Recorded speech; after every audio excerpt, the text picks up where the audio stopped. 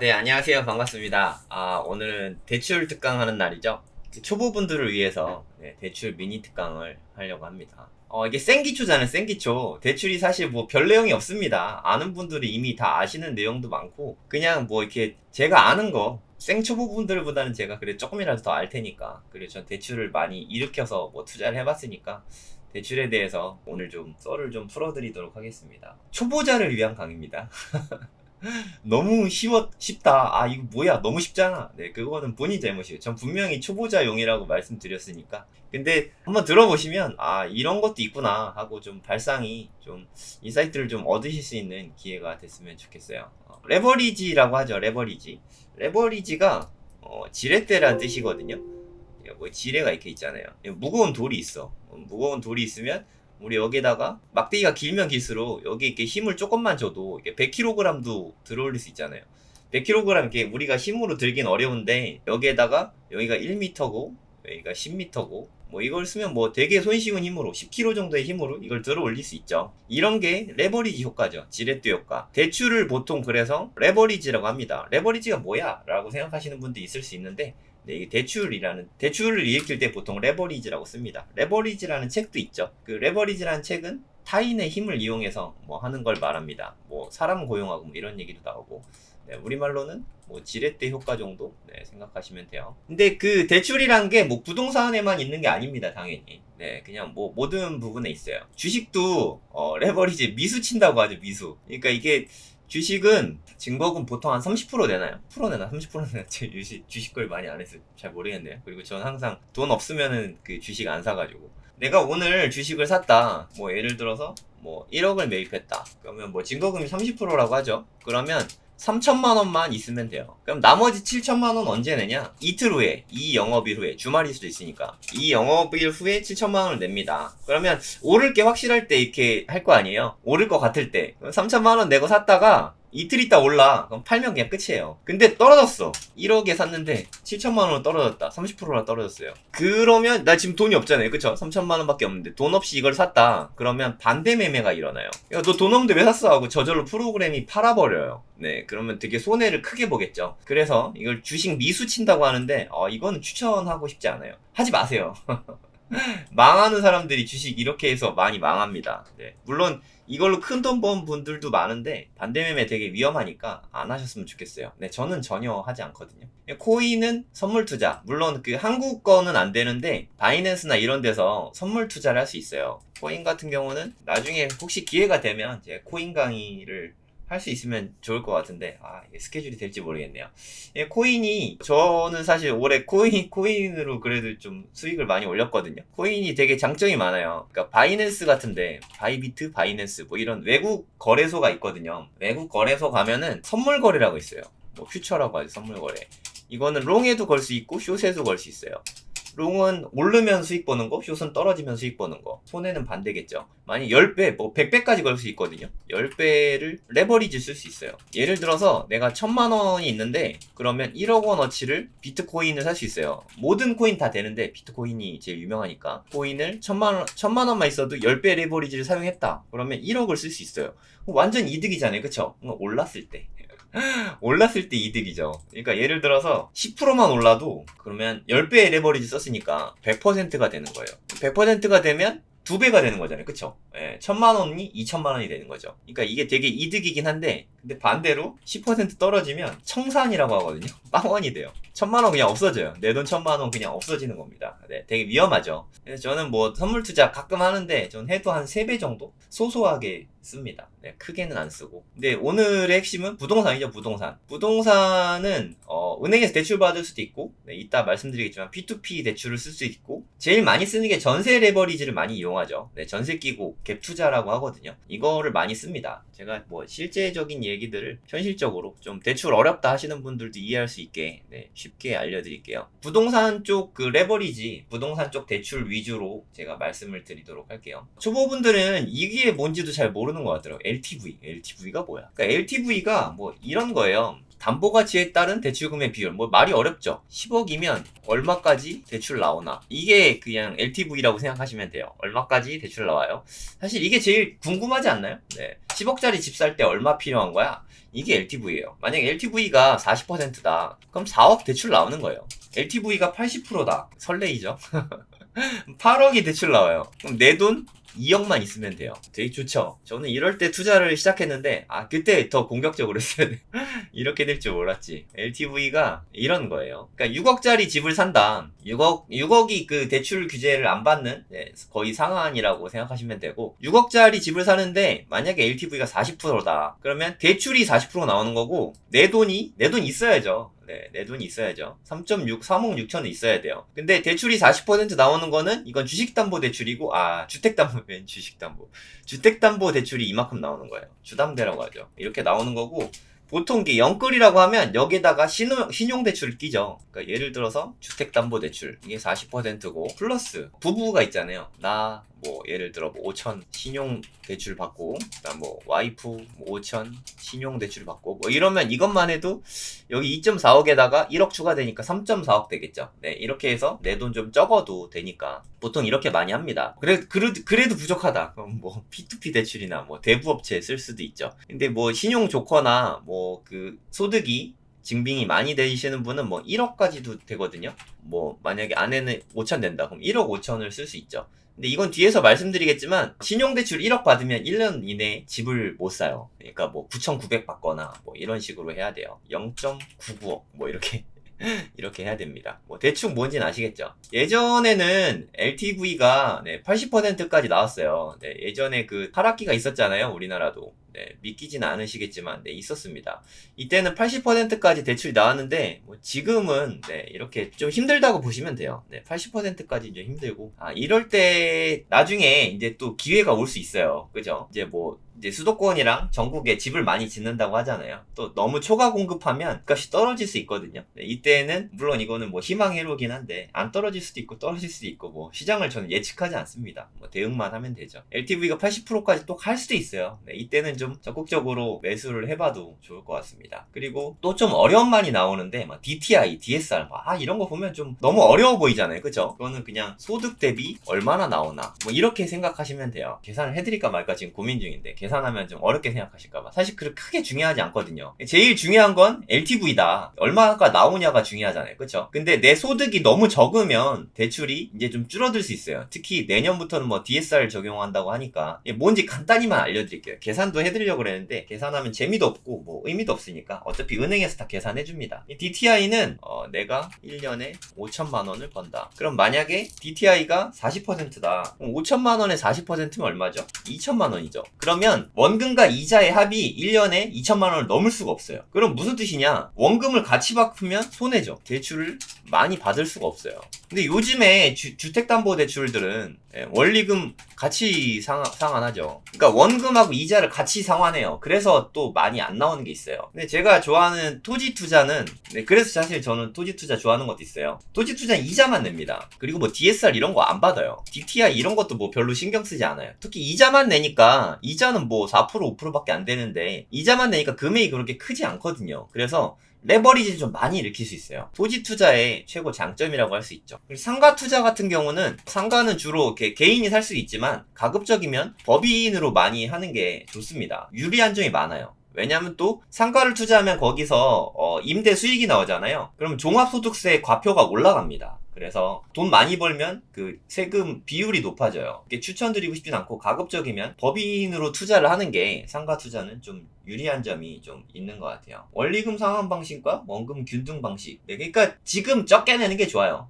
지금 적게 낼수록 나중에 많이 내고 지금 적게 낼수록 좋아요. 그거는 대출 받으실 때 담당자에게 물어보시면 돼요. 그러니까 원리금 상환을 하더라도 지금 최소로 지금 가장 적게 낼수록 좋다고 생각을 하시면 됩니다. 균등은 똑같이 내는 거고 원금 균등 상환은 원금은 똑같이 갚고 이자가 좀 달라지는 거거든요. 디테일한 건 이렇게 중요한 건 아니니까 어쨌든 지금 금액을 조금씩 낼 수 있을수록 좋아요. 그러니까 이게 원래 30년 만기로 보통 주택담보대출을 막 했었는데 이걸 40년으로 늘려준다고 하죠. 되게 유리한 거예요. 그럼 1년에 갚아야 되는 금액이 줄어드니까 대출 한도가 더 많이 나올 수 있어요. 근데 실제로 우리 삶에서도 조금씩 내면 더 좋잖아요. 그쵸? 이건 길면 길수록 좋다. 이건 굳이 짧게 할 이유가 하나도 없습니다. 길면 길수록 좋아요. 대출 빨리 갚아버리는 거 아니야? 아니에요. 갚으면 빨리 일찍 갚을수록 손해예요. 대출은 그냥 계속 갖고 있다가 집 팔 때 같이 팔면 돼요. 그러니까 이거 대출은 좀 오래 갖고 있을수록 좋다. 네, 이렇게 생각하시면 돼요. 이게 유리합니다. 네, 단점이 없어요. 기부는 뭐 안 좋을 수 있는데 네, 그거는 공부를 좀 하시면 대출을 많이 받는 게 유리하다라는 걸 아실 수 있어요. 상가 같은 경우는 좀 법인으로 하면 좋다. 법인은 뭐 DSR 규제 뭐 이런 걸 좀 덜 받아요. 좀 자유롭다. 이게 개인이 그 소득이 한계가 있잖아요. 근데 법인은 내가 1대 뭐 이렇게 나만 100% 주주라고 하더라도 나하고 별개예요. 그러니까 법인의 그 대출 한도 따로 있고 나의 한도 따로 있고 이렇게 생각하시면 돼요. 근데 법인이 돈을 벌고 있어야 대출이 잘 나옵니다. 신규 법인이거나 혹은 흑자 법인이어야 돼요. 조금이라도 흑자가 나야 돼요. 네, 흑자를 어떻게 낼지는 좀 고민을 좀 하셔야 됩니다. 오늘 법인 시간은 아니니까 법인 강의까지 제가 못할 것 같습니다. 유튜브 잘 찾아보세요. 호갱노노 뭐 이런 거 아시죠? 호갱노노 보면 이런 게 좀 잘 나와 있어요. 좀 보시는 법을 좀 알려드릴게요. 호갱노노 이렇게 치면은 이렇게 나옵니다. 규제를 누르면 여기 보면 대출 이렇게 써있는 게 있어요. 그쵸? 대출. 여기 보면은 자세히 나와요. 그러니까 2주택 이상은 안 돼요. 네, 그러니까 무주택이거나 내가 집이 하나도 없거나 아니면 하나 있는데 이걸 팔고 사는 거다 하면 그렇게 나와요. 처분 조건이라고 하거든요. 그러니까 1주택이 사고 나서 팔죠 보통. 하여튼 그렇게 하는 거나 아니면 무주택만 거의 대출이 가능하다. 주택 같은 경우는 그렇게 생각하시면 되고, 그러니까 LTV는 9억 이하는 40%, 9억 뭐 이거는 뒤에 좀 자세히 말씀드릴게요. 이게 또 자세히 나와요. 서민 실수요자라는 게 있어요. 네, 이거 뭐 소득 기준이 있고 뭐 이런 게 있습니다. 조금 이따가 또 자세히 설명해 드릴게요. 투기 가열 지구는 뭐 이렇게 되고 조정 대상 지역은 뭐 이렇게 되고 이렇게 좀 자세히 나와 있잖아요. 네, 이런 거를 좀 보시면 됩니다. 호갱노노 가면 어디가 뭐 투기 가열 지역이고 뭐 이런 게 좀 나오긴 합니다. 여기 새빨간 데가 투기 지역이고 여기 투기 가열 지구 어차피 다 규제 받아요. 이렇게 좀 노란 데는 조정 지역이에요. 조정 지역, 조정 대상 지역. 그래서 조금 더 나옵니다. 여기 또 빨간색이죠. 동탄입니다. 이런 데는 투기 가열 지구에서 좀 덜 나오고, 노란색 여기는 조정 대상 지역이라고 조금 더 나와요. 조금 더 한 10% 정도 차이 나요. 근데 아무 색깔 없는 데 있죠. 네, 이런 데는 그냥 비규제 지역입니다. 비규제 지역. 요즘에 뭐 비규제 지역에 공시가 1억 미만 이런 거 투자 많이 하거든요. 아파트 같은 거. 네, 여기도 약간 좀 노란 게 있죠. 조정 대상 지역이에요. 그럼 뭐 정읍이나 뭐 부안이나 군산이나 이런 데는 규제가 없겠죠. 투자하라는 얘기가 아니에요. 네, 대출 받기가 좀 상대적으로 수월하다. 뭐 이런 뜻이에요. 조금 아시겠죠? 그러니까 무주택이거나 1주택자라면 기존 주택을 처분해야만 그러니까 주택담보대출을 얘기하는 거예요. 이럴 때만 받을 수 있다. 그리고 난 무주택인데 그러면 강남에 아파트 사야지? 라고 생각하실 수도 있는데 15억이 넘는다. 강남에 웬만한 아파트 거의 다 15억 넘거든요. 넘으면 한 푼도, 단 1원도 대출을 받을 수가 없습니다. 그러면 20억을 그러면 내 생돈으로 다 모아서 내야 되나? 내가 1년에 5천만 원씩 보이면 그럼 40년을 모아야 되나? 그럼 내 나이가 40인데 80살에 살 수 있는 거야? 이렇게 생각하시는데, 그렇게 해서는 80살에도 못 사요. 주택 가격이 계속 올라가니까. 그렇게는 좀 불가능하고, 실무에서는 15억 초과는 전세를 끼고 사죠. 이 갭 투자라고 하죠. 전세를 끼고 산다. 전세가 만약에 50%다. 그럼 50% 대출을 안 받아도 어찌됐든 살 수 있는 거죠. 사실 근데 내 집이긴 하지만 내가 들어가 살 수는 없겠죠. 네, 좀 슬픈 현실인데 솔직히 뭐 그렇습니다. 강남에 집 사서 내가 실거주 한다. 좀 부자들인 거죠. 이게 어떻게 보면 강남에 사시는 분들 중에 임차인 분들이 더 부자일 수 있어요. 그죠?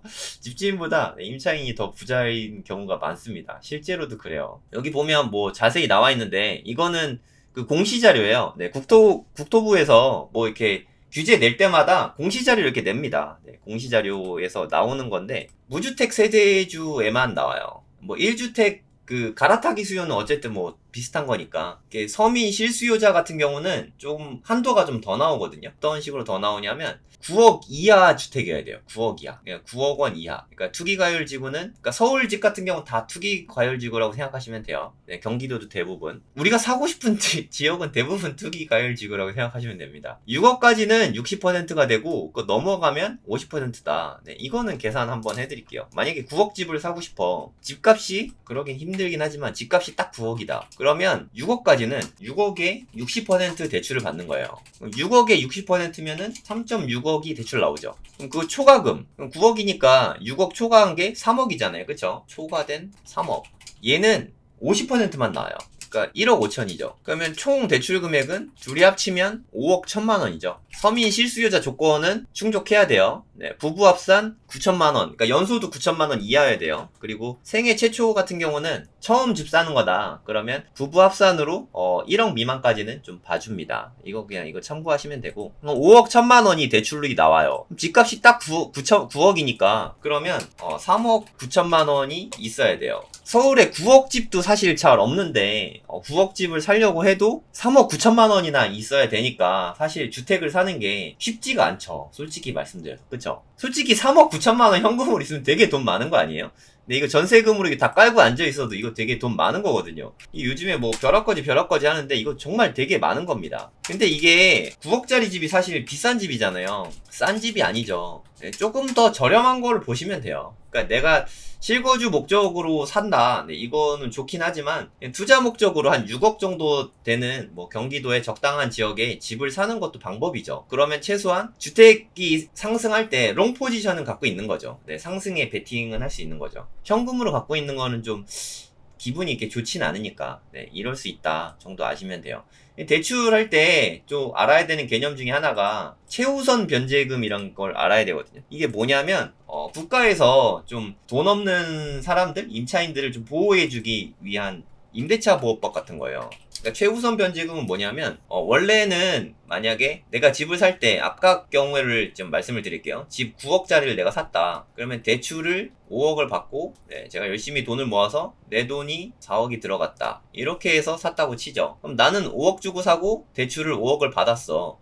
9억 주고 사고. 그러면 여기에 내가 들어가 살면 좋은데 제가 만약에 여건이 안 돼요. 그래서 여기에 만약에 뭐 전세를 놓는다, 월세를 놓는다 할까요? 네, 월세 놓는 게 현실적이니까. 전세 놓으면 대출 있으면 전세 못 놓거든요. 그쵸? 들어가면 안 됩니다. 월세를 놓는다. 서울이라고 치죠. 월세가 뭐 한 1억에 뭐 한 200만 원 이렇게 월세 임차인을 놨다고 치죠. 그럼 이게 1억이죠. 1억. 보증금이 1억이잖아요. 보증금이 중요합니다. 그러면 현실적으로 이 대출이 21년 12월 1일에 대출을 받아서 집을 샀다고 치죠. 근데 이분은 전입신고를 21년 12월 10일에 했다고 쳐요. 그러니까 대출보다 늦게 들어온 거죠. 그쵸? 근데 이거는 뭐 월세니까 흔하게 일어나는 일이에요. 전입신고가 이거보다 대출보다 늦어요. 후순위 임차인이라고 하거든요. 선순위가 아니라 후순위 임차인. 그럼 이 임차인도 어느 정도 좀 보호를 해준다고 생각하시면 돼요. 조금 제가 정리를 해놨는데, 그러니까 소액보증금, 서울 같은 경우는 서울 이거 보이시나 모르겠네. 서울 같은 경우는 보증금이 1.5억 이하여야 돼요. 만약에 보증금이 2억이다 이런 보호가 안 돼요. 그러니까 이것도 개정됐어요. 원래 1.1억이었는데 1.5억으로 좀 크게 올랐죠. 그러면 5천만 원까지는 보호를 해주는 거예요. 그냥 가급적이면, 여기서 알 수 있는 게 가급적이면 보증금을 5천만 원으로 하는 게 안전한 거죠. 그냥 월세 20만원 더 주고 좀 불안한 집이다 하면 이거를 먼저 하는 게 좋습니다. 그럼 이 집이 설사 경매에 넘어가도 5천만원은 나를 먼저 보호해줘요. 전입이 늦었는데도 불구하고. 이해 가세요? 네, 이게 소액 임차인을 먼저 변제해주는 거예요. 그게 최우선 변제금이에요. 그러면 은행의 입장에서 보죠. 은행의 입장에서. 그럼 내가 은행 입장에서는 아까 5억 대출해줬잖아요. 근데 최우선 변제금으로 임차인에게 5천만 원을 준대요. 그럼 나는 만약 이 집이 5억에 낙찰돼도 4억 5천만 원밖에 못 받잖아요. 그쵸? 은행은 너무 손해잖아. 그래서 아예 대출해줄 때부터 빼고 주는 거예요. 이게 방빼기예요. 방공제라고도 하고 뭐 방빼기라고도 하는데, 그러니까 5억을 대출해줄 수 있지만 너 이렇게 최우선 변제금 5천을 빼야 되니까 4억 5천만 빌려줄게. 4.5억까지만 대출이 된다. 이렇게 바뀌는 거예요. 줄어들죠. 그럼 내 돈이 5천만 원이 더 필요한 거예요. 말이 5천만 원이지 5천만 원 모으기 되게 힘들잖아요. 그죠? 그러니까 이게 더 받고 싶은데, 나는 진짜 1,000만 원이라도 더 받고 싶은데 방빼기까지 하고 나니까 가뜩이나 조금 나오는데 더 조금 나오니까 너무 억울하잖아요. 그래서 이거를 좀 방빼기를 안 할 수 있는 방법이 있긴 있어요. MCI나 MCG라는, 그러니까 보증보험 같은 거거든요. 이것도 그 은행마다 취급하는 데가 있고 안 취급하는 데가 있거든요. 사전에 물어봐셔야 돼요. 사용을 하면은 방빼기를 안 할 수 있어요. 약간의 비용이 드는데 뭐 큰 비용 들진 않습니다. 뭐 여기까지는 보통 잘 안 가서 큰 돈 주고 하는 건 아니니까, 네, 이거는 쓸 수 있으면 무조건 쓰는 게 좋습니다. 네, 대출을 많이 받을수록 유리하니까. 이해 가시죠? 그러면 소액보증금이 얼마 정도 되냐? 서울 같은 경우는 최근에 크게 올라서 1억 5천만 원, 이하, 그 보증금이 1억 5천만 원 이하면 5천만 원까지만 보호해주는 거예요. 내가 만약에 1억을 들어갔다. 5천만 원은 우선적으로 보호해주고 나머지는 배당 순서에 따라 보호해주는 거죠. 그리고 과밀억 재건역. 과밀억 재건이 수도권 정도 생각하시면 돼요. 수도권 다는 아니고 수도권 대부분이라고 생각하면 되고 거기다가 용인이나 화성은 좀 핫하니까 여기까지 쳐서 그러니까 수도권 대부분과 세종 좀 인기 많은 지역은 소액보증금 1억 3천 이하에는 4,300만 원까지 보호를 해준다. 좀 크게 차이 없으니까 그냥 서울 기준으로 좀 기억해 두시면 되겠어요. 이게 엄청 많이 올랐어요. 갑자기 한 번에. 원래는 소액보증금 1억 1천만 원에 최우선 변제금 3,700이었거든요. 갑자기 1,300만 원이 확 올랐어요. 네, 투자자한테는 좀 부담일 수 있는데 어쨌든 이렇게 되니까 알고 있으면 되죠. 그리고 MCI나 MCG를 사용하면 되는데 못 쓰는 데도 사실 되게 많아요. 네, 그러면 피 같은 내 대출금이 줄어들 수 있다. 그러니까 이것까지 같이 고려를 하셔야 돼요. 네, 얼마 대출 받을 수 있는지는. 내가 만약에 나는 전세나 월세에 살고 있다. 내지는 전세나 월세 살 계획이다. 라고 하시면 제일 중요한 게 전입신고입니다. 전입신고. 아시겠죠? 소액 임차인도 전입신고가 돼 있어야 자격이 되는 거고 그리고 그 대출보다 전입이 빠르면 그거는 1억 5천만 원 들어갔어도 1억 5천만 원, 10억이 들어갔어도 그건 다 보호받을 수 있어요. 그냥 전입신고만 대출 받기 전에 잘 해두면 다 받아 챙길 수 있어요. 근데 집값보다 만약에 집값이 1억인데 10억이라고 하죠. 집값이 10억인데 내가 전세를 11억에 들어갔다. 네, 이런 거는 조심해야죠. 네, 이게 빌라 같은 경우에서 이런 일이 많거든요. 빌라는 10억은 잘 좀 안 와닿을 수 있으니까. 집값이 5억인데 전세를 6억에 들어갔다. 이런 게 사실 실제로도 많아요. 6억까진 몰라도 5억 1천만 원 이런 게 꽤 많습니다. 이게 투자자 입장에서는 풀피라고 하죠. 플러스 피. 이게 내 돈이 늘어나는 투자거든요. 네, 이런 게 실제로 많거든요. 그러니까 이게 집값이 5억이면 그래도 80%, 한 4억 이하의 전세를 들어가는 게 안전하겠죠. 네, 저는 그렇게 생각하는데 그냥 막 들어가시더라고요. 전세 그냥 차라리 사는 게 낫지 않나? 네, 요즘엔 그런 게 많이 없는데 예전에는 그런 게 되게 많았어요. 2010년 초반만 해도 집을 사지 말자는 분위기였잖아요. 네, 그때는 막 전세가 초과하고 막 이런 게 많았어요. 네, 이게 위험합니다. 잘 생각해 보셔야 돼요. 내 돈 1억, 2억 벌기 되게 힘든데 지키지 못하면 의미가 없잖아요. 그러니까 전입신고가 말소 기준 권리 하니까 좀 어려울 수 있는데 대출보다라고 생각하면 돼요. 그러니까 집 살 때 받은 대출보다 전입신고가 빠르면 그냥 대항력이 있고 다 보호받을 수 있다. 크게 전세금이 높은 거 아니면 다 보호받을 수 있다. 이렇게 생각하시면 됩니다. 이건 아까 보여드렸죠. 이건 DTI, DSR, 은행권, 비은행권 나오는데 제가 전에 수협이나 새마을금고 이런 데는 좀 더 잘 나오니까 신협, 수협, 새마을금고 이런 데 캐피탈, 현대캐피탈 이런 데 많이 쓰거든요. 네, 현대캐피탈 되게 많이 써요, 사실. 이금융권들. 현대캐피탈 그거 이렇게 장기 꺼내가는 신체 포기각서 이런 데 아니에요. 네, 그런 사채업자들 아니고 현대캐피탈 현대차에서 같이 이렇게 보증 프로그램 이런 거잖아요. 네, 현대캐피탈, 새마을금고, 신협, 신용협동조합, 수협, 수산업협동조합, 농협은 아니고요. 네, 이런 데는 그냥 제2금융권이라고 하는데 이런 데는 60%까지 나오니까 조금 더 잘 나온다라고 생각하시면 돼요. 그러니까 우리가 흔히 아는 국민은행, 신한은행, 우리은행, 하나은행, 농협, 우리 보통 이런 데만 알아보잖아요. 이런 데만 알아보지 마시고 그냥 알아보는 거니까 안 해도 되니까 이런 것들도 같이 좀 알아보시면 좋을 것 같습니다. 그리고 대출 담당자들이 많이 활동하고 있어요. 대출 담당자가 뭐냐면 부동산 카페가 있어요. 이건 부동산 스터디 써있는 데 있죠. 네, 멤버수 엄청 많죠. 170만이 넘는 부동산 스터디라는 게 있는데 여기 들어가시면 대출이 따로 있어요. 대출 문의 게시판 있죠. 여기 맨 위에 있네요. 대출 문의 게시판에다가 그냥 물어보세요. 여기다가 물어보시면 대출 담당자분들이 댓글 엄청 많죠. 담당자들이 이렇게 댓글을 엄청 달아줍니다. 쪽지도 되게 많이 오고 이메일도 많이 옵니다. 전화번호도 막 알려주시죠. 그냥 이분들에게 문의하시면 돼요. 네, 나쁜 사람들 아니고 네, 도와주시는 분들이니까 이분들은 돈 줘야 되는 거 아니에요? 하실 수 있는데 대출 담당자에게 저희가 따로 주는 건 아니고 우리의 대출 이자가 있잖아요. 이자에서 수수료를 주거나 아니면 법무비에서 수수료를 주니까 따로 더 주진 않아요. 그러니까 좀 문의하셔도 돼요. 대출 잘 모른다 하면 부동산 스터디 카페에 들어가셔서 뭐 하시면 됩니다. 그래서 여기 물어보시면 많이 알려줍니다. 근데 이게 대출 담당자분들을 100% 신뢰할 수는 없으니까 내가 좀 알아야 되잖아요. 네, 그러니까 제가 알려드리는 거는 알고 나서 의뢰를 하시는 게 좋을 것 같아요. 그리고 아까 잠깐 말씀드렸지만 신용대출 1억, 그러니까 1억을 신용대출 받아서 집을 사려고 한다. 그러면 셋 중에 하나 하셔야 돼요. 규제지역 밖을 사시던가, 비규제 아까 하얀 부분들 거기를 사시던가, 아니면 1년 후에 대출 받고 1년 후에 사시던가, 아니면은 9,999만원? 네, 요 정도만 대출 받으시던가, 뭐 요렇게 하면 돼요. 아시겠죠? 네, 셋 중에 어떤 방법을 쓸 수 있을지 좀 생각해 보시면 됩니다.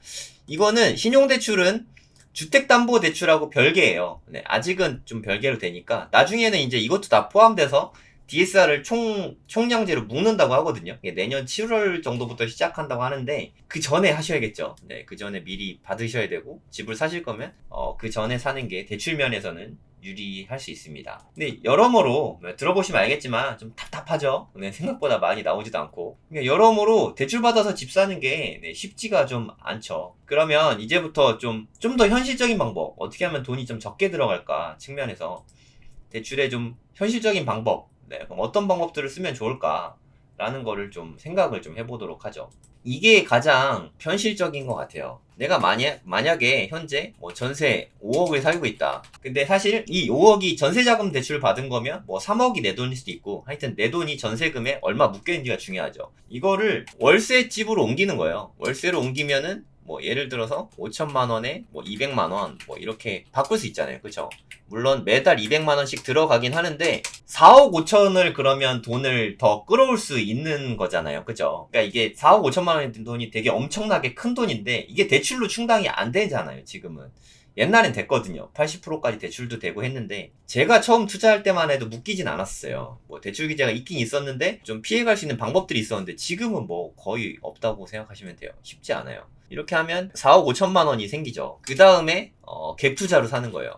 예를 들어서 20억 집이다. 여기에 전세가 12억이다. 그러면 8억이 필요하죠. 8억 중에서 4억 5천을 여기서 충당하고 한 3억 5천만 원을 내가 있는 어딘가에서 내가 투자하려고 생각했던 돈을 다 묶는 거죠. 이렇게 해서 집을 하나로 묶어서, 이게 사실 실제로 투자자들이 많이 하는 방법이에요. 예를 들어서 현재 살고 있는 전세금은 전세를 월세로 돌려서 여기서 돈 나오고, 그리고 갭투자, 전세 레버리지를 이용한 거죠. 전세금을 이용하고, 그리고 그동안 뭐 신용대출을 이용하고, 그 부부가 같이 신용대출 받으면 금액이 꽤 되거든요. 신용대출 같이 받고, 사실 솔직히 이렇게 해서 이런 걸 뭐 영끌이라고 하죠. 이 외에는 사실 이게 20대들이 지금 많이 쓰고 있는 방법이죠. 20대, 30대 분들이. 이 외에는 사실 사기가 쉽지 않습니다. 네, 아니면 아예 저렴한 집들을 찾아야겠죠. 네, 이게 이렇게 대출이 안 되니까 계속 하방에 있을수록 지금 되게 좀 투자가 많이 들어와서 되게 많이 올랐어요. 최근에. 안 오르고 있다가 규제가 있으니까 거기에 좀 많이 올랐어요.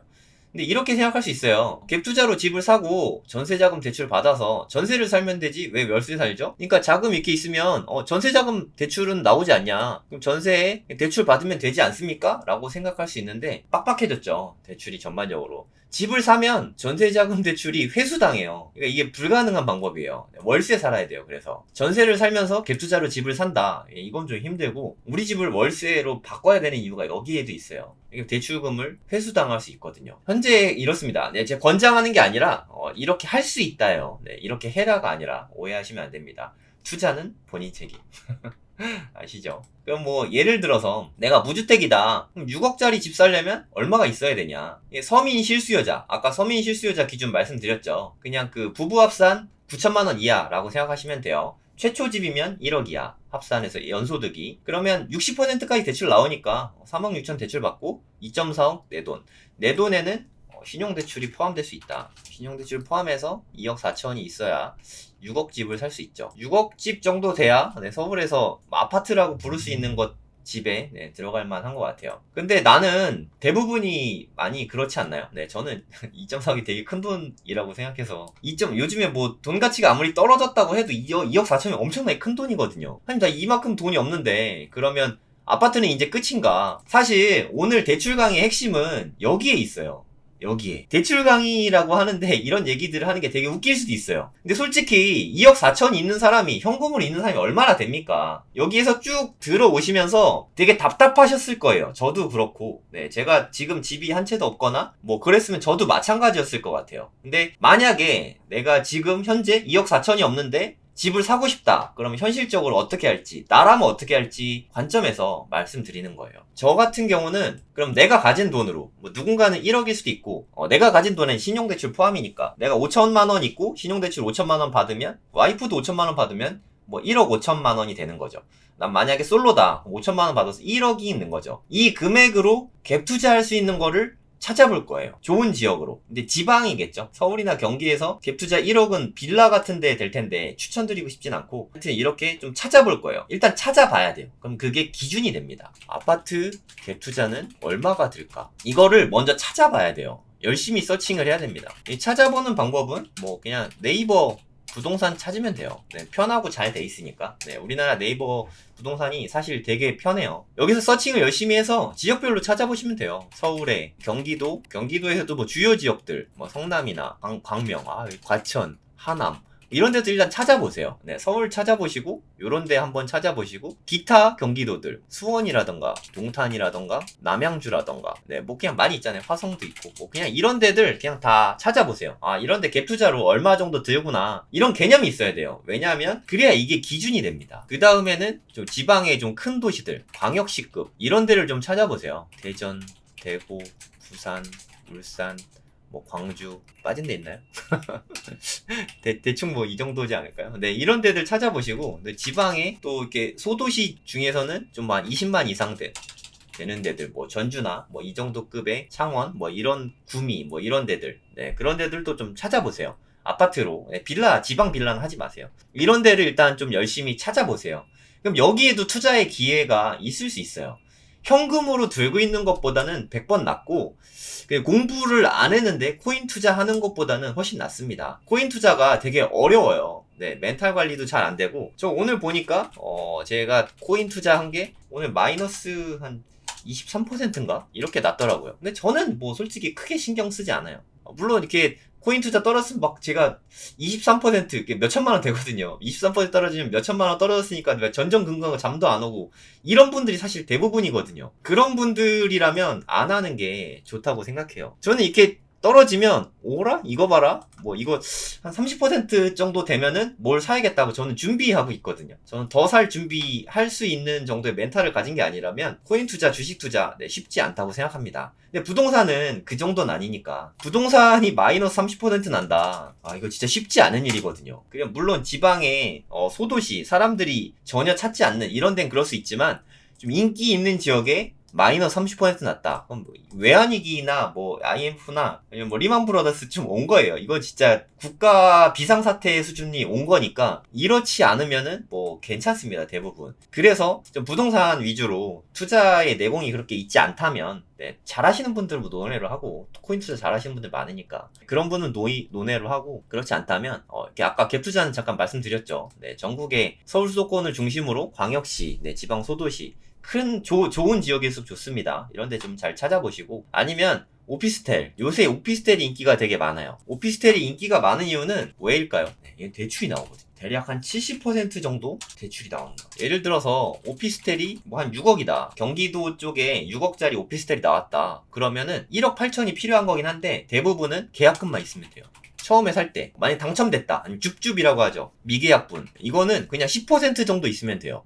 그럼 나머지 돈은 어떡하냐? 중도금 대출이다. 그러면 나중에 언젠가 갚아야 되는 거 아니냐? 그럼 마지막에 뭐 임차인을 드리거나 대출을 받을 수 있어요.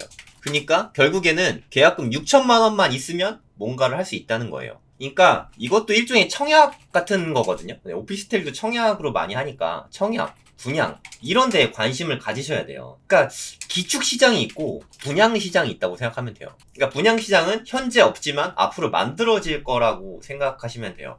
사실 대출 강의 보면 이쪽 얘기를 많이 안 하는데, 이쪽이 훨씬 중요합니다. 네, 여기에 레버리지가 훨씬 커요. 그러니까 예를 들어서 한 4억짜리 소형 아파트다. 경기도권에 4억짜리 소형 아파트다. 그러면 좋은 조건일 때는 4천만 원만 있으면 돼요.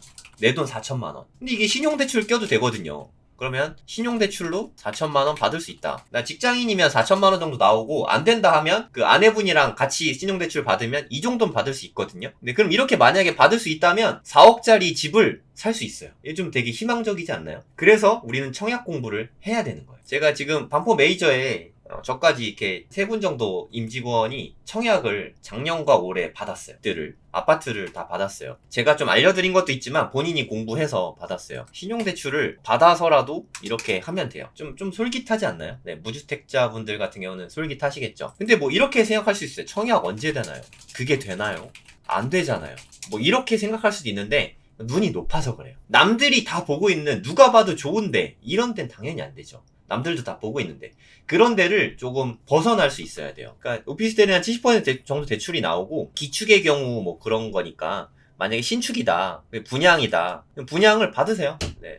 분양을 받으면 한 10% 정도 금액만 있어도 한 3년 정도는 끌고 갈 수 있거든요. 3년 동안 벌면 되니까 나머지 20%는 그렇게 큰 돈 드는 게 아니거든요. 그럼 청약은 내 돈이 얼마나 들어갈까? 이걸 제가 시뮬레이션에서 알려드릴게요. 진짜 꼭 공부하셔야 돼요. 경기도에 만약에 내가 청약을 받았는데 분양가가 4억이다. 네, 보통 한 이 정도 되거든요. 너무 큰 거 말고 한 5구나 50제곱미터대 10평대, 20평대 뭐 이런 거.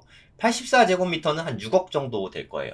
84 받을 수 있으면 좋죠. 이러면 6억 정도 될 거예요. 네, 근데 이런 거는 좀 경쟁률이 높을 수 있다. 네, 이거 같이 알아두세요. 경쟁률이 높은 데 넣으면 계속 떨어집니다. 3년을 넣어도 계속 떨어질 거예요. 그건 되게 위험합니다. 네, 일단 당첨이 되는 게 중요해요. 일단 당첨이 돼야 돼요. 그럼 4억짜리 내가 만약 당첨을 받았다. 당첨받았다고 치죠. 그러면 계약할 때 계약금 10% 4천만 원 내면 거의 내 돈이 들어가지 않아요. 거의 끝까지 안 들어간다고 보시면 돼요. 들어간다 해도 미미하게 들어가요. 거의 안 들어가요. 4억짜리 집을 4천만 원에 사는 셈이에요. 이게 좀 매력적이지 않나요? 네, 레버리지가 저는 청약보다 레버리지 큰 건 없다고 생각해요. 그것도 새 아파트잖아요. 그러니까 청약을 공부해야 돼요. 내가 만약에 무주택자다 그럼 가점을 어떻게 해서든 만들어야 돼요.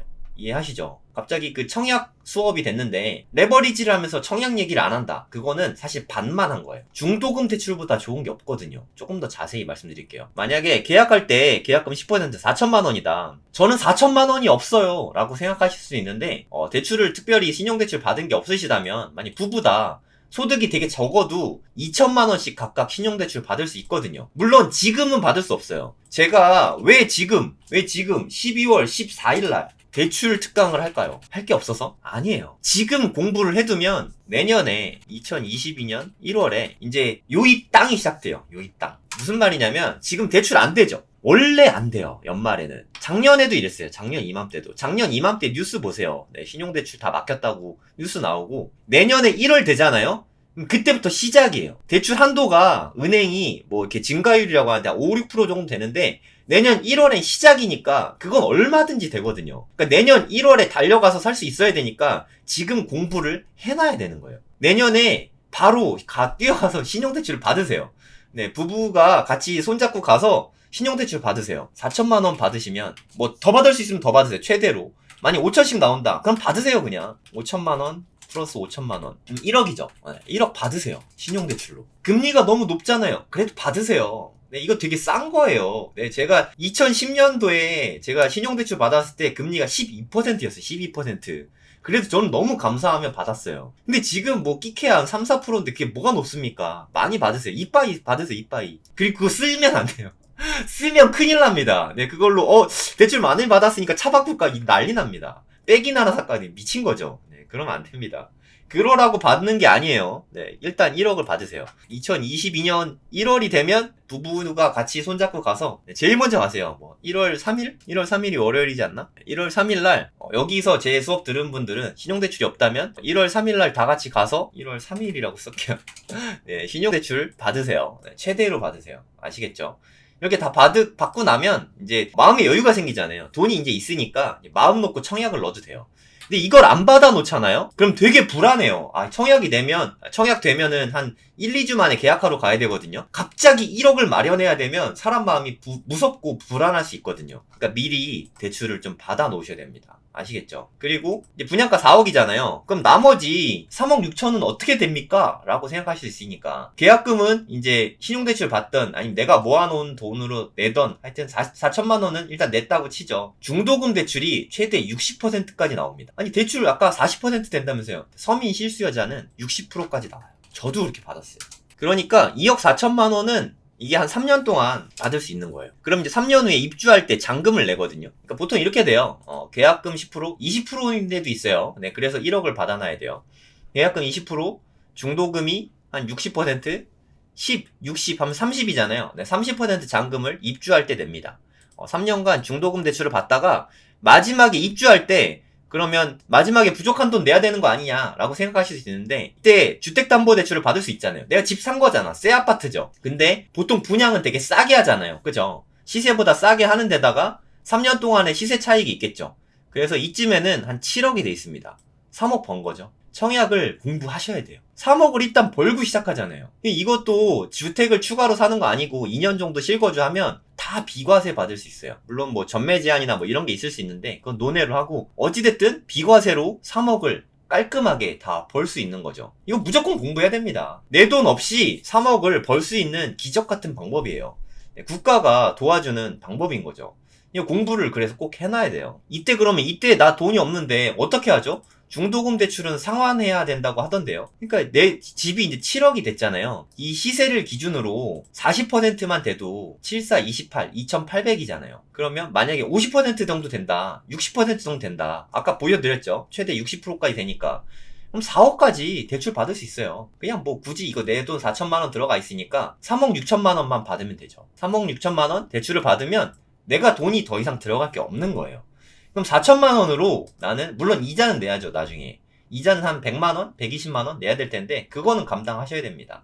어찌됐든 3억 벌었으니까 그건 기쁜 마음으로 아마 낼 수 있을 거예요. 계약금 4천만 원으로 새 아파트를 얻어서 실거주까지 가능한 게 분양이니까 청약을 반드시 공부하셔야 돼요. 근데 중도금 대출이 안 나오면 어떡해요? 라고 생각할 수 있는데 중도금 대출은 웬만하면 그냥 다 나온다 라고 생각하시면 돼요. 분양권 뭐 이런 얘기는 안 할게요. 저도 잘 모르고 어려우니까. 근데 청약 정도는 꼭 공부를 하셨으면 좋겠어요. 내가 만약에 무주택자다. 무조건 청약을 공부하시고 공부를 많이 해야 돼요. 네, 그리고 남들이 보는 데만 보지 마시고 광주의 오포나 아니면 뭐 봉담이나 이렇게 좀 남들이 잘 안 보는데 하지만 나중에 좋아질 때 이런 데를 꾸준히 보시고 그런 데를 청약을 하시면 됩니다. 화성이 엄청 넓습니다. 그리고 뭐 실거주까지 생각하시면 좋고 아니면 실거주를 좀 포기하시더라도 실거주 조건이 없는 것들이 있거든요. 청약이 나와도 전세 놓을 수 있으니까 전세금으로 다 커버할 수 있습니다. 그럼 돈 버는 거예요. 청약의 가장 중요한 전략은 아까도 말씀드렸지만 일단 욕심을 버리는 거예요. 욕심을 버리고 인기 없는 지역에 그러니까 너무 뜨거운 데 말고 막 동탄이나 뭐 광교나 이런 되겠습니까? 당연히 안 되죠. 서울 무슨 뭐 제3 3기 신도시 이런 데 솔직히 그냥 넣어보시긴 할 때 기대는 마시고 거기에서 좀 소형평수 좀 인기 없는 타입 뭐 이런 걸 넣으세요. 어차피 되면 가격은 비슷하게 갑니다. 인기 있는 데에서 안 되느니 인기 없는 거에서 되는 게 좋습니다. 내가 청약 점수가 한 20점밖에 안 된다. 네, 괜찮아요. 20점으로 당첨될 수 있는 데도 많습니다. 네, 저희 그 임직원분 중에 한 분도 미달라가지고 가점 되게 낮은데 되셨어요. 그 화성 쪽에 봉담 쪽이었나? 다 가능합니다. 점수가 그냥 없어도 돼요. 네, 그러니까 지금 청약통장이 없다. 청약통장 가입하시고 매달 10만원씩 넣으세요. 10만원씩. 2만원 넣지 마세요. 그럼 그냥 안 넣는 게 나아. 나중에 한 번에 넣어도 상관없으니까 그냥 청약통장 10만원 넣고 만들어 놓고 그냥 입고 사셔도 돼요. 좋은 거 나올 때까지.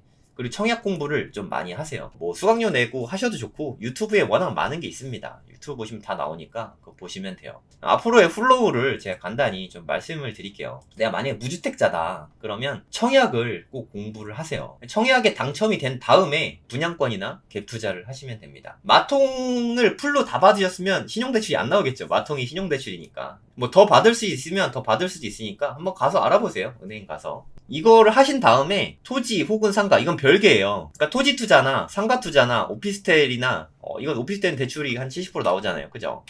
토지나 상가 이런 거 대출이 잘 나와요.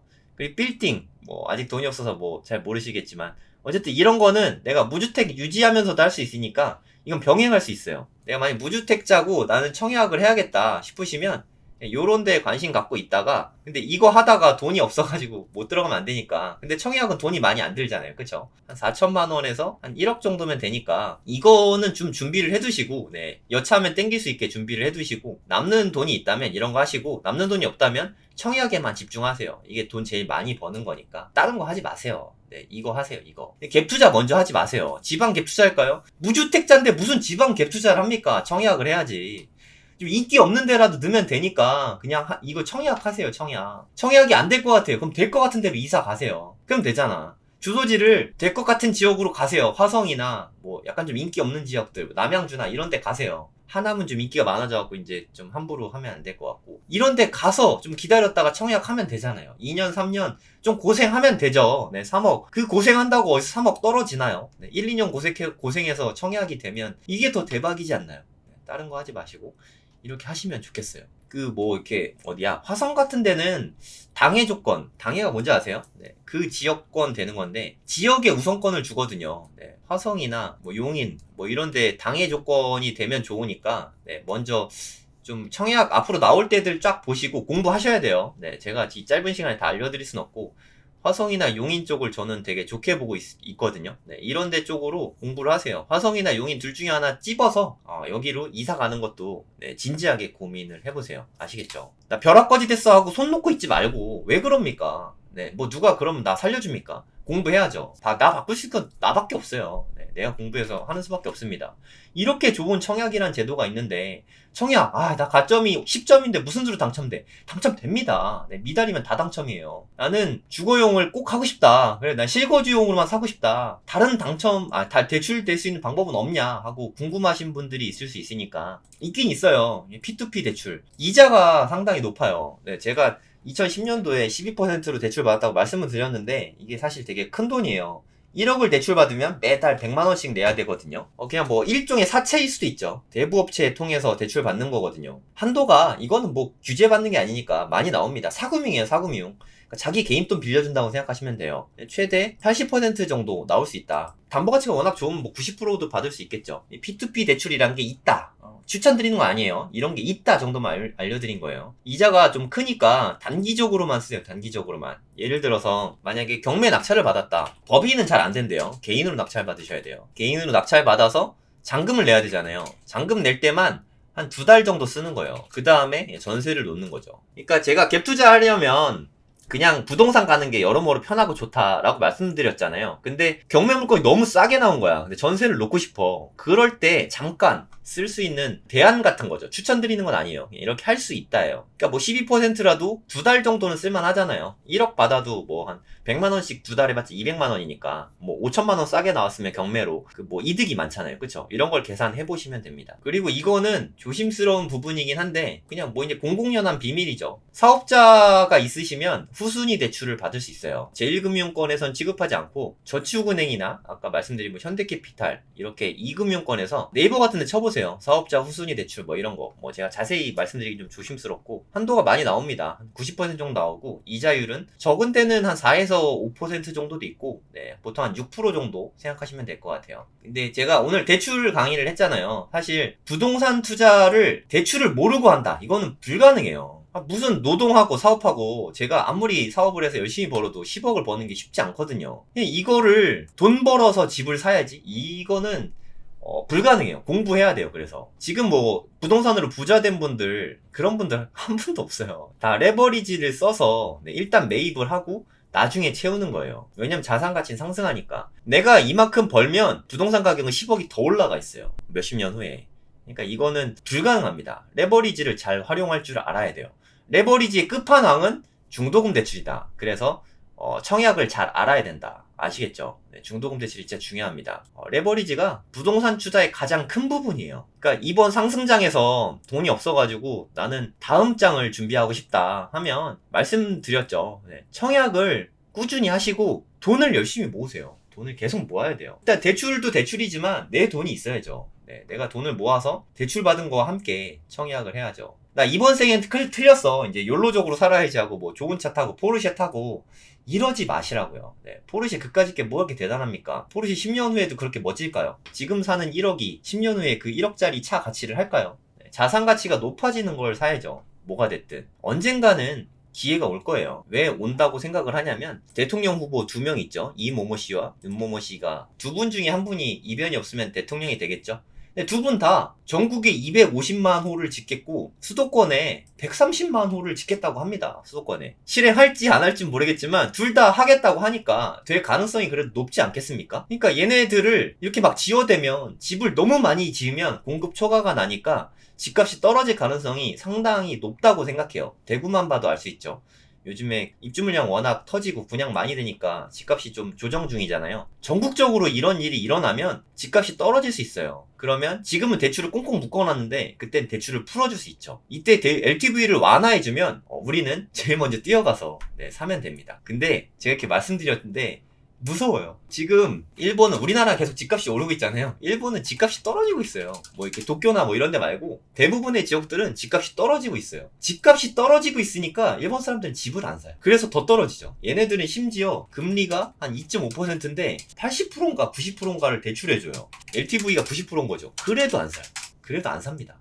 우리나라도 이렇게 되지 말란 법이 없습니다. 한 250만 원쯤 지면 250만 원은 진짜 재앙이거든요. 기존에 있는데 이렇게 추가되는 거니까. 새 아파트가 250만 원 들어온다. 그럼 진짜 난리가 나겠죠. 그중에 빌라 비율이 좀 적어야 될 텐데. LTV 완화해주면 겁먹지 말고 과감하게 담으시면 됩니다. 근데 제가 확신하는데 여기 지금 80분 계시잖아요. 아마 8분도 안 될 거예요. 이렇게 하실 수 있는 분이. 지금 코인 엄청 떨어졌죠. 이럴 때 사람들이 사야 되는 건 다 머리로는 알거든요. 못 사요. 지금 많이 떨어졌잖아요. 그죠? 지금 살 수 있나 한번 본인을 테스트 해보세요. 지금 코인 사라고 추천해주는 건 아니고 투자는 본인 책임입니다. 저는 뭐 이미 코인이 어느 정도 있으니까 더 떨어지면 더 살 거예요. 하락을 즐길 줄 알아야 돼요. 물론 제가 원래 있으니까 좀 떨어지면 몇천만 원 손해보고 있잖아요. 그럼 평가이익이에요. 내가 팔지 않으면 손해가 아니니까. 그래서 저는 돈을 모으고 있어요. 오히려 현금 모아놨다가 타이밍 재고 있어요. 제 예상대로 조금씩 더 떨어지고 있는데 타이밍이 오면 저는 그때부터 분할해서 살 거예요. 대출에서 마지막으로 한 번만 정리를 해드리고, 무주택자시라면 무조건 청약을 공부하셔야 돼요. 제가 제일 추천드리는 건 수도권에 좀 인기가 덜한 지역, 여기를 강력히 추천합니다. 큰 돈 들지 않으니까, 그리고 여러분이 현재 돈이 얼마가 있든 무조건 할 수 있으니까 청약을 공부하세요. 지금 갖고 있는 돈과 상관없잖아요. 신용대출 받으면 되니까. 이미 신용대출을 이빠이 다 땡겨가지고 다 대출을 있는 대로 끌어서 썼다. 그러면 그건 답이 없어요. 그건 본인 잘못이죠. 기회는 준비된 사람에게만 오는 겁니다. 아시겠죠? 대출은 제가 여기까지 하고요. 들어주셔서 감사합니다. 질문 있으시면, 질문 지금 써주시면 위에서부터 좀 질문을 좀 받아드릴게요. 법인도 대출이 안 됩니다. 법인은 주택 대출이 안 돼요. 전혀 안 됩니다. 사전수강 신청. 사전수강 신청은 안 되고요. 목요일 날, 내일 모레, 오후 1시에 경매 생기초 신청해 주시면 됩니다. 코인 강의, 기회가 되면, 코인 강의, 저도 코인 투자 되게 좋아하거든요. 변동성이 커갖고 되게 재밌어요. 취향하고 잘 맞는 것 같아요. 1월 3일 되면 달려가서 신용대출 이빠이 땡기세요. 오피스텔 청약 될 수 있으면 좋죠. 근데 작은 거 말고 84 정도를 추천합니다. 오피스텔 84가 아파트 5구 정도 생각하면 되거든요. 옛날에 엄청 높았죠, 대출 이자가. 청약 공부 열심히 해야죠. 청약 중도금 대출은 기존에 있는 주택수와 중도금 대출은 거의 다 나온다고 생각하시면 돼요. 오피스텔 중도금 대출은 회사 보증이라서 그냥 다 나온다고 생각하시면 됩니다. 그리고 기존에 주택이 있으면 청약이 안 되겠죠. 무주택자라고 말씀드렸고, 1주택이다. 그럼 처분 조건이 들어갑니다. 처분 조건 하면은 그 중도금 대출 아마 나올 거예요. 오피스텔은 수도권이 좋겠죠, 아무래도. 다른 광역시는 제가 사실 잘 몰라서 잘 모르겠습니다. 좀 잘 생각해 보셔야 될 것 같아요. 재당첨 기간이 있죠. 김득신님은 뭐 제가 아는 게 뭐 단편적이니까 유튜브 같은 데 보시면 좀 많은 정보들이 있으니까 활용해 보시면 좋을 것 같아요. 1주택자는 청약 비법 없나요? 처분 조건 외에는 없습니다. 처분 조건으로 추첨제에 노려야죠. 내가 만약에 1주택자다. 그러면 사실 가점이 되게 떨어지잖아요. 추첨제를 노리셔야 돼요. 중대형이나 85초과 아니면 뭐 83인만도 이제 추첨제가 조금씩 들어간다고 하거든요. 아니면 비규제나 뭐 이런 게 되긴 하는데 처분 조건으로 그런 거 하고 싶으실까요? 잘 모르겠어요. 처분 조건 안 넣으면 거의 당첨이 좀 쉽지는 않아가지고 분양가 기준으로 되려고 했다가 없어졌어요. 럭키루나님. 전매 제한 없는 아파트는 개하나 보여요. 광고 한번 하고 그 다음에 시작할게요. 내일 모레죠. 네, 오늘이 12월 14일이니까 내일 모레 목요일날 오후 1시에 공지글이 올라올 거예요. 네, 제가 경매 강의 하고 있는데 유튜브 하다 보니까 네, 하게 됐어요. 1기하고 2기 네, 다 금방 마감됐고 이제 3기 내일 모레 모집할 거거든요. 3기까지 하고 나서 내년 상반기까지는 아마 경매 강의를 못 할 것 같아요. 제가 스케줄이 좀 많아가지고 3기 한 다음에 토지 강의를 할 거예요. 3기 여기 써 있는데 1, 2, 3기 하고 나서 3기까지 1, 2, 3기 분들 중에서 일단 토지 강의는 우선 모집할 거고 네, 나머지 인원만 외부에서 모집할 거예요. 그러니까 3기 하고 있으면 네, 2월에 토지 강의를 우선적으로 들으실 수 있겠죠. 내년에 토지 강의 2월에 하고 많아야 하반기에 한 번 더 좀 또 할 것 같고 경매 강의는 제가 이제 많이 해서 제 경매 기본을 알아야 제 채널을 볼 때 뭐가 뭔지 알 수 있잖아요. 네, 그래서 한 게 크거든요.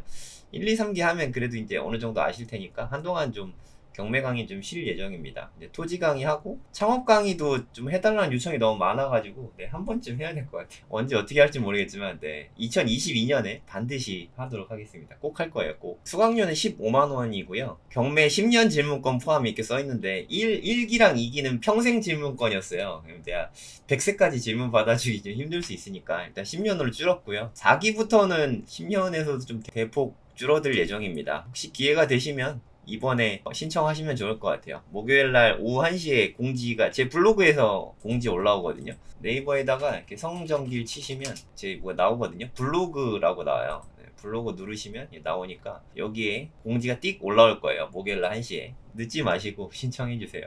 이게 꼭 이렇게 늦으시고 이렇게 저한테 막 열어달라고 막 하는데 인원 제한이 있어요. 그러니까 2기 때는 한 3시간 만에 마감됐거든요. 이번에는 뭐 마감이 될지 안 될지는 모르겠지만 들으시고 싶으시면 빨리 들으시는 게 좋을 것 같아요. 적어도 한 6개월 정도는 강의가 경매 강의가 없을 테니까 네, 그리고 그때는 이렇게 10년 질문권은 없을 거예요. 1년? 1년이면 되지 않나요? 사실 솔직히. 네, 하여튼 좀 대폭 줄일 생각입니다.